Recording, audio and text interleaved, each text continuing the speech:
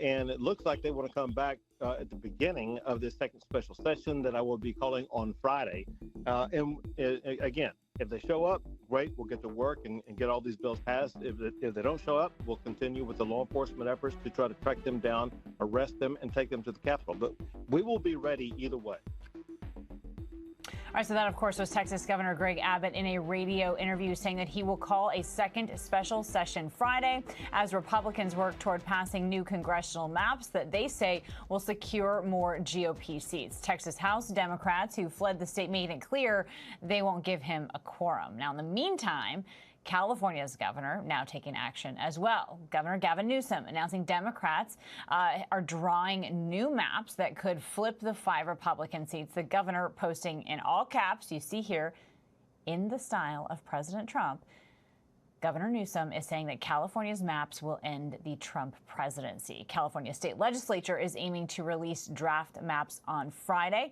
Governor Newsom now saying that he plans to make an announcement tomorrow to detail their big plans here. So this is our spotlight today, and I want to bring back my panel. And Tiffany, let's start here with you.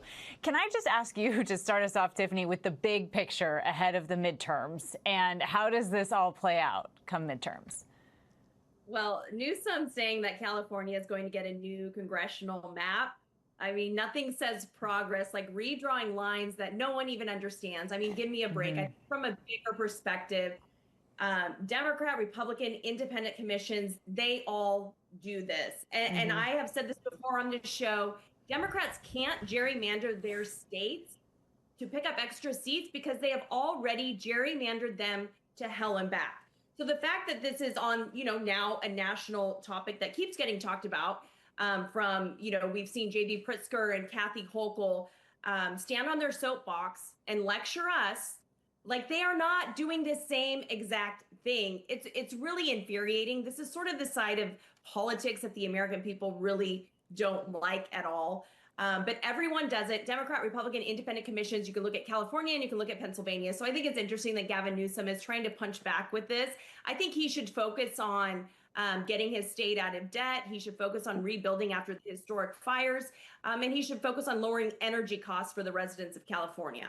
Well, and frankly, there was a lot of red on the California electoral map in this last election. But Christina, I would love to get your Texas perspective on all of this. Yeah, I am one of the millions of voters that will lose my representative.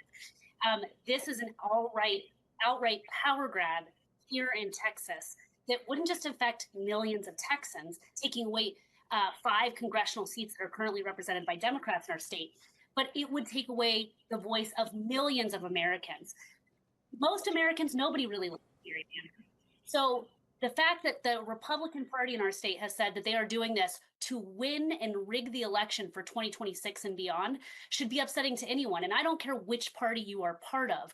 I personally believe we don't have enough debate in parties in this country. And we're about to go from a 2-party system down to a 1-party system where Democrats will only hold power ceremoniously. And people believe in checks and balances. And that requires a multi-party system.